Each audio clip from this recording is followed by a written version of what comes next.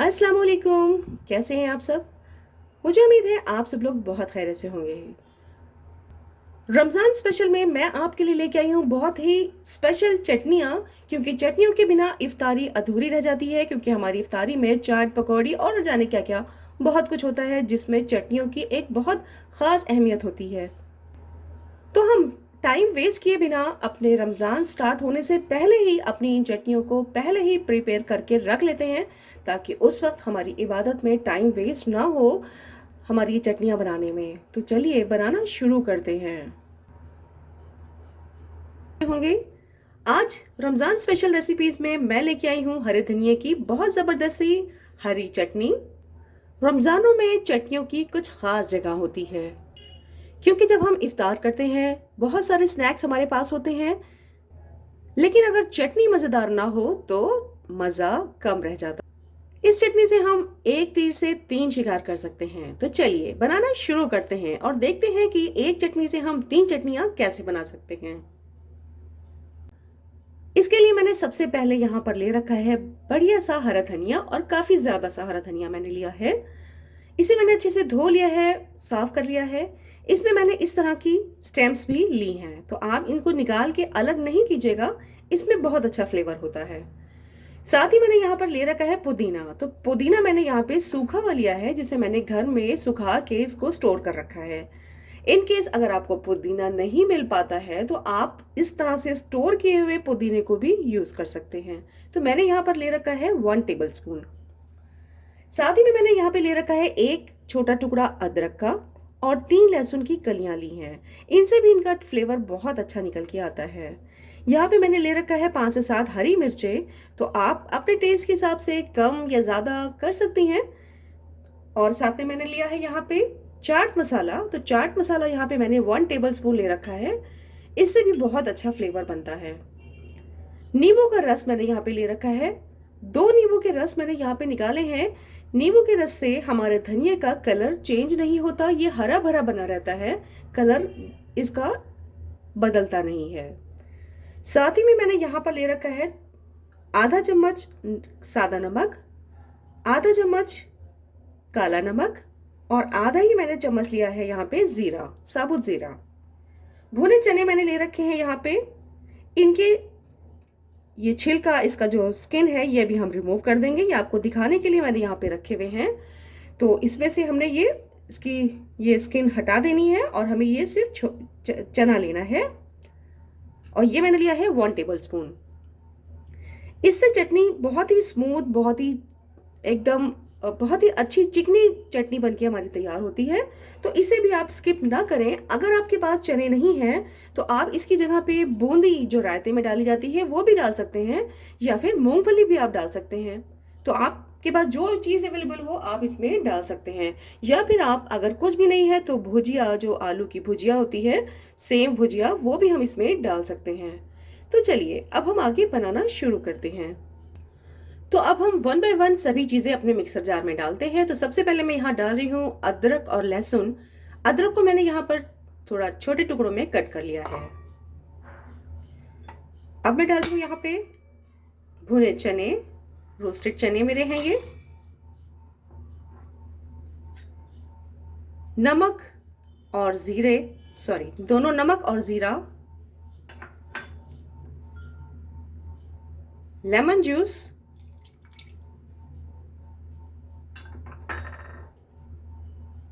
चाट मसाला, पुदीना, हरी मिर्च और हरा धनिया। तो हरा धनिया अगर पूरा नहीं आ पा रहा है तो आप थोड़ा थोड़ा करके डाल सकते हैं। तो मैं अभी थोड़ा डाल रही हूँ। बस अब इसे मैं बंद कर देती हूँ और इसे हमें फाइन पीस लेना है। इसमें हमने नींबू डाला है, तो अभी हम इसे में पानी और ऐड नहीं कर रहे हैं। जब ये थोड़ा हमारी हरा धनिया पीस के थोड़ा नीचे हो जाएगा तो हम अपना बाकी का हरा धनिया भी इसमें ऐड कर देंगे। और अगर पीसने में दिक्कत हो रही होगी तो इसमें हम थोड़ा पानी ऐड कर लेंगे। तो ये हमारी चटनी पीस गई है। इसी में हम अपनी बाकी की हरा धनिया भी डाल देते हैं। 1/4 कप पानी इसमें हम डाल देते हैं और इसे फिर से ग्राइंड कर लेते हैं। तो ये देखिए हमारी कितनी शानदार चटनी पिस के तैयार हुई है। ये देखिए बहुत ही स्मूथ, बहुत ही हरी, बहुत ही खूबसूरत, और खुशबू तो बहुत ही अच्छी आ रही है इस टाइम हरे धनिए और पुदीने की। अब अगर आपने अपनी चटनी ज्यादा अमाउंट में बना ली है तो इसे आप लंबे समय के लिए स्टोर करके रख सकते हैं अपने फ्रिज में। इसके लिए आप अपनी एक आइस ट्रे ले सकते हैं जिसमें आप इसको क्यूब्स के रूप में इसे जमा सकते हैं, और जब ये अच्छे से क्यूब्स इसके जम जाएं तब आप इसे किसी जिप लॉक बैग में सेव करके रख सकते हैं। पूरे महीने के लिए, पूरे रमज़ान भर आप इसको अच्छे से यूज़ कर सकते हैं। जैसे आपकी रिक्वायरमेंट हो वैसे आप उसके क्यूब्स निकालें, उसको थोड़ी देर बाहर रखें, वो अपने आप चटनी मेल्ट हो जाएगी, अच्छे से चटनी फॉर्म में आ जाएगी। नमक आपने देखा होगा मैंने इसमें नमक कम डाला है, तो आप इसमें नमक अपनी मर्जी से तब ऐड कर सकते हैं। नमक कम मैंने क्यों डाला है इसके लिए मैं अब आपको बताती हूँ। मैंने ये चटनी आपको स्टार्टिंग में बोला था कि एक तीर से 3 शिकार, तो कैसे होंगे ये 3 शिकार। तो चटनी हमारी एक बन चुकी है, तो अब हम इसको 3 चटनियों में कैसे बदल सकते। तो ये चटनी हमारी चाट, पकौड़ी, टिक्की, सैंडविचेस वगैरह में काम आएगी। अब हम अपनी नेक्स्ट चटनी बना रहे हैं, जिसके लिए हमने यहाँ पर ले रखा है 2 टेबलस्पून दही, और इसमें अब हम ऐड कर देंगे चटनी। तो 2 टेबलस्पून ही यहाँ पे चटनी ऐड कर दी है मैंने। इसे अच्छी तरह से बीट कर लेंगे। तो ये आपकी बन गई। इसमें हम थोड़ा सा नमक और काला नमक डालेंगे। ये हमारा रेगुलर नमक है और ये है मेरे पास काला नमक। तो आपकी जितनी क्वांटिटी है उसके हिसाब से इसमें नमक ऐड कर लें, क्योंकि नमक मैंने कम डाला था। तो ये चटनी आपकी बारबेक्यू में काम आएगी। अगर आप टिक्का, सीख कबाब, मलाई बोटी इस टाइप की कोई रेसिपी बना रहे हैं तो ये आपके बहुत काम आएगी। तो ये आपकी बहुत फर्स्ट क्लास चटनी रेस्टोरेंट स्टाइल में बनके तैयार हो गई है। तो अब थर्ड चटनी मैं बना रही हूँ, जिसके लिए मैंने यहाँ पे ले ली है मेयोनीज। तो आप कम या ज्यादा अपनी पसंद से ले लें। तो ये हमारे पास मेयोनीज आ गई। अब हम इसमें अपनी ग्रीन चटनी ऐड कर देते हैं और इसे भी हम अच्छे से मिक्स कर देते हैं।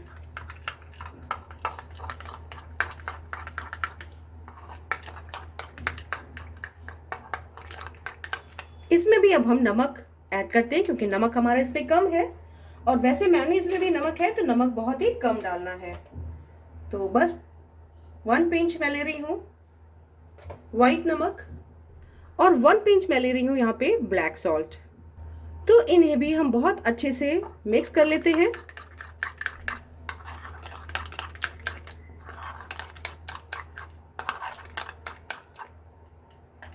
तो ये लीजिए हमारी तीसरी चटनी भी बनके तैयार हो गई है। तो अगर आप बना रहे हैं शौरमा, पराठा रोल, बर्गर, तो ये चटनी आपके बहुत काम। तो देखा आपने, हमने एक तीर से ये 3 शिकार कितनी आसानी से कर लिए हैं। अगर आप एक चटनी बनाकर स्टोर करके गुड अमाउंट में रख लेते हैं, तो आप अगर अपनी कोई भी रेसिपी बना रहे हैं तो उसमें आपको इन चटनियों को इस तरह से कन्वर्ट करने में वक्त नहीं लगेगा, आपका वक्त ज़ाया नहीं होगा। फिर चाहे आपकी रेसिपी सिंपल चाट पकोड़े हो, मायोनीज की हो, यानी कि आप शौरमा वगैरह अगर बना रहे हैं, पराठा रोल बना रहे हैं, या आपकी बारबेक्यू कोई रेसिपी है जिसमें मलाई बोटी है या कबाब है या टिक्का वगैरह है, तो भी आपको कोई मुश्किल नहीं होने वाली। आप सिर्फ ये चटनी बना के रखिए और इन चटनियों को आप तब्दील कर लीजिए जो भी आपकी रेसिपी है उसके अकॉर्डिंग। तो आपको बहुत ही आसानी हो जाने वाली है। तो आपका टाइम वेस्ट ना हो, जिसके लिए ये रेसिपी मैंने दी है। तो मुझे उम्मीद है आपको ये मेरी रेसिपी बहुत अच्छी लगी होगी। आज हम अपनी किचन में बना रहे हैं इमली, गुड़ और खजूर की बहुत ही मज़ेदार सी खट्टी मीठी चटनी। बहुत सारी रेसिपीज में आप इन चटनियों को शामिल करते हैं, जिससे आपकी रेसिपी के 4 चांद लग जाते हैं, जैसे दही बड़े, टिक्की, चाट, पकौड़ी और बहुत सारे स्नैक्स। ये चटनी अगर आप बनाकर रख लेते हैं, स्टोर कर लेते हैं अपने फ्रीज़र में, तो ये चटनी आपके कई महीने तक आप रख करके इसे यूज़ कर सकते हैं। जब आप अपने मज़ेदार कोई भी रेसिपी बनाएं और इस चटनी को आप निकालें और बेहतरीन मज़ेदार चटनी का मज़ा ले सकते हैं, क्योंकि घर की बनी चटनी की बात ही कुछ और है। तो आज मैं शेयर कर रही हूँ आपके साथ में ये चटनी की बिल्कुल परफेक्ट रेसिपी। इसके लिए मैंने यहाँ पर ले रखा है गुड़। गुड़ है मेरे पास यहाँ पर 200 ग्राम, और इमली मैंने ले रखी है, ये भी मेरे पास 200 ग्राम ही है। खजूर मैंने यहाँ 10 ले रखी हैं, आप अपनी मर्जी से कम या ज़्यादा कर सकते हैं। तो हमें अब क्या करना है, हमें अब ये करना है कि सबसे पहले हम इस खजूर के सीड्स निकाल देंगे, हटा देंगे, और साथ ही हमें ये जो इमली है इसे हम थोड़ा सा खोल लेंगे, क्योंकि ये थोड़ा बंदी है, एकदम टाइट हो रही है, तो इसको हमें थोड़ा सा खोल लेना है, लूज कर लेना है। और ये हमारे पास है गुड़, तो इस गुड़ को हमें थोड़ा छोटे टुकड़ों में कर लेना है, ताकि जब हम इसे गुड़ के साथ में पकाएं तो ये बहुत आसानी से गुड़ डिजोल्व हो जाए। तो ये काम हमें सबसे पहले कर लेना है। तो मैंने यहाँ पर खजूर के सीड्स डिस्कार्ड कर दिए हैं, और ये इमली भी मैं इस तरह से खोल रही हूँ।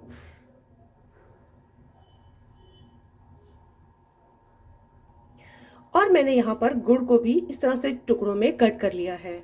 अब हमें क्या करना है, गर्म पानी हमें लेना है, और काफी तेज गर्म पानी लेंगे, और ये हमें सबसे पहले अपने खजूर को भिगो देना है।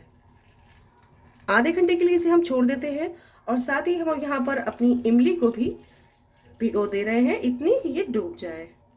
तो बस अब हमें क्या करना है, इसको आधे घंटे के लिए इसी तरह हम छोड़ देंगे, और आधे घंटे के बाद फिर हम आगे का प्रोसेस शुरू करेंगे।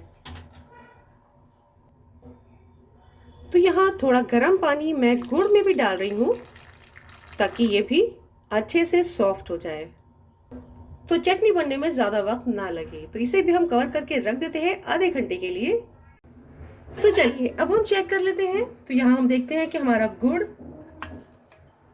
काफ़ी हद तक डिसॉल्व हो चुका है, और काफ़ी सॉफ्ट भी हो चुका है। तो इसे बाकी का हम अब जब कुक करेंगे तो उस टाइम में ये बहुत आसानी से बिल्कुल मेल्ट हो जाएगा, क्योंकि ये पानी में भीग के काफ़ी सॉफ्ट हो चुका है। यहाँ खजूर भी हमारी काफ़ी सॉफ्ट दिख रही है। तो बस अब हमें क्या करना है, इसे हमें ग्राइंड कर लेना है। इमली भी हमारी काफ़ी सॉफ्ट नज़र आ रही है, तो इसे हम दबा दबा के इसका पल्प निकालेंगे, और फिर हमें इसके जो बीज नज़र आ रहे हैं, इन बीजों को हमें निकाल लेना है। तो थोड़ा सा हैंड वॉश करके आप यूज़ कर सकते हैं इस काम को। तो इस तरह से जब हम दबाएंगे तो ये हमारे बीज इसके निकल आएंगे।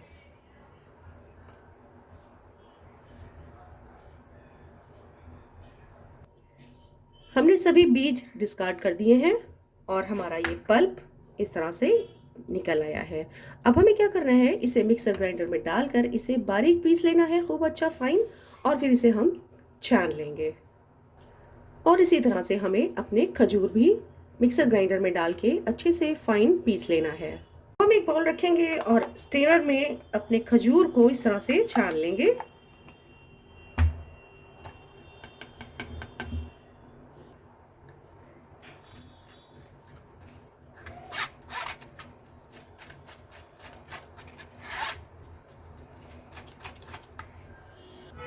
और इसी में ही अब हम डाल देते हैं अपना इमली का पेस्ट, जिसे अच्छे से हमने ग्राइंड कर लिया है। इसे भी हमें अच्छी तरह से छान लेना है, ताकि इसमें कुछ भी पार्टिकल्स ना रहें।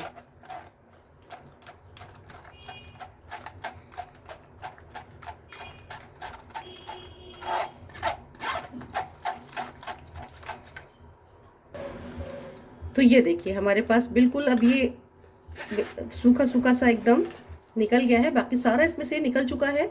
तो ये हमारा बिल्कुल पल्प तैयार है खजूर और इमली का। अब हमने सारा पल्प एक कढ़ाई में ले लिया है, और इसे अपने पकने रख दिया है।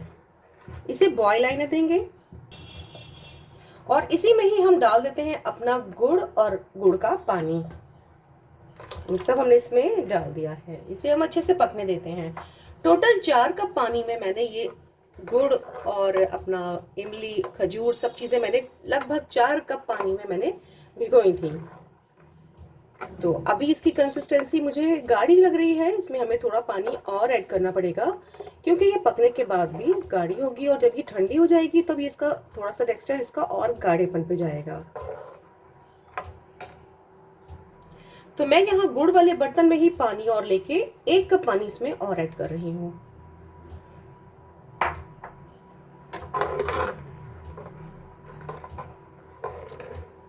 इसे पकने देते हैं, अच्छे से बॉयल आने देते हैं।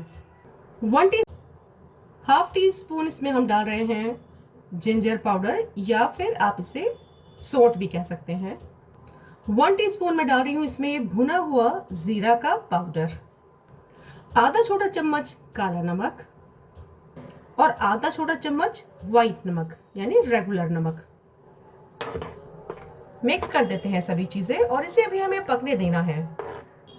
इसका मीठा आप टेस्ट करके देख सकते हैं। अगर आपके हिसाब से मीठा कम है तो इसमें आप गुड़ की जगह थोड़ा चीनी भी ऐड कर सकते हैं।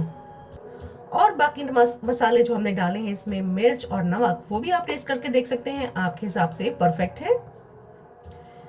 तो इसे अभी हमें पकने देना है 10 मिनट, कम से कम इसे हमें मीडियम फ्लेम पर पकने देना है। तो अब हम देखते हैं कि इसका कलर भी काफी चेंज हो चुका है और देखने में भी बहुत अच्छी लग रही है और इसमें काफी थिकनेस भी आ चुकी है। थोड़ी देर इसे भी हमें और पकने देना है। लगभग 10 मिनट हो चुके हैं इसे पकते हुए। अब हम इसे 5 मिनट तक और पकने देंगे ताकि थोड़ी सी इसमें थिकनेस और आ जाए। ऑलमोस्ट हमारी चटनी बनके तैयार हो गई है। देख सकते हैं काफी अच्छी लग रही है देखने में, इसका टेक्सचर बहुत अच्छा आया है। तो इसे अब हम ऑफ कर देते हैं अपनी गैस और इसे अब हम कर लेते हैं ठंडा। तो ये लीजिए, हमारी इमली की खट्टी मीठी चटनी खजूर और गुड़ वाली बहुत ही मज़ेदार बनके एकदम तैयार हो गई है। तो आप देख सकते हैं इसका कलर और टेक्सचर कितना फाइन, कितना बढ़िया आया है। इसे पूरी तरह से ठंडा करके आप किसी भी एयर टाइट कंटेनर में 2 से 3 महीने के लिए भी फ्रीजर में रख के स्टोर कर सकते हैं। एक बार में ज़्यादा चटनी बनाकर रख लेने में बहुत ही आसानी होती है। अगर आपको लगता है कि ये काफ़ी समय के बाद ये काफ़ी गाढ़ी होने लगी है, तो इसमें आप जो आपको यूज़ करनी है उस चटनी में थोड़ा गर्म पानी डाल के अच्छी तरह से मिक्स कर ले, तो ये फिर से सही कंसिस्टेंसी में आ जाती है। इसे आपको स्टोर करके रखना हो तो हमेशा ग्लास के कंटेनर में ही रखें। तो इसे अच्छी तरह से वॉश कर लिया है और ये बिल्कुल ड्राई है, इसे बिल्कुल भी गीला नहीं होना चाहिए। और फिर इसमें हम अपनी चटनी भर के रख देते हैं।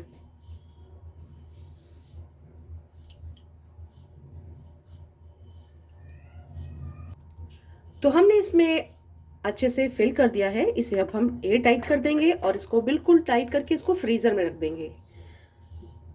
जब हमें ज़रूरत हुआ करेगी तब हम इसे निकाल लिया करेंगे। और ये हम एक छोटे कंटेनर में रख रहे हैं, जिसे मैं इस तरह से इसमें बंद कर दूंगी। और इसको अब हम रख रहे हैं रेगुलर यूज़ के लिए, जो हमें निकालने में और यूज़ करने में आसानी रहे।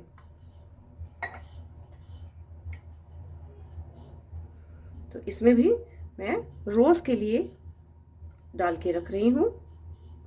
रमज़ान शरीफ है, रमज़ान शरीफ आ रहे हैं, तो फिर अब हमें आसानी हो जाएगी। हम कुछ भी बनाएं, पकौड़ी, चाट, टिक्की, भल्ले, पापड़ी, कुछ भी बनाएं तो हमें इफ्तारी में बहुत ही आसानी रहेगी। चटनी हमारी बिल्कुल बनी तैयार रखी होगी और हमें बाकी बिल्कुल भी मुश्किल नहीं होगी। तो इस तरह से ये मैंने इसमें डाल दी है और इसको हम कवर कर देते हैं। तो ये दोनों कंटेनर मेरे तैयार हो गए हैं। तो इस तरह से आप बना के रख सकते हैं। तो आप मुझे ये ज़रूर बताएं कि आपको मेरी रेसिपी कैसी लगी है। मेरी इन सभी चटनियों का कलेक्शन आपको कैसा लगा मुझे ज़रूर बताइएगा कमेंट करके। और मेरी रेसिपी अगर आपको अच्छी लगी है तो इसे लाइक और सब्सक्राइब करना ना भूलें और बेल आइकन पर प्रेस करना बिल्कुल ना भूलें, ताकि मेरे आने वाली हर नई नोटिफिकेशन आपके पास सबसे पहले पहुंचे। तो एक बार फिर मिलते हैं एक बहुत ही नई रेसिपी के साथ। तब तक के लिए अल्लाह हाफिज़।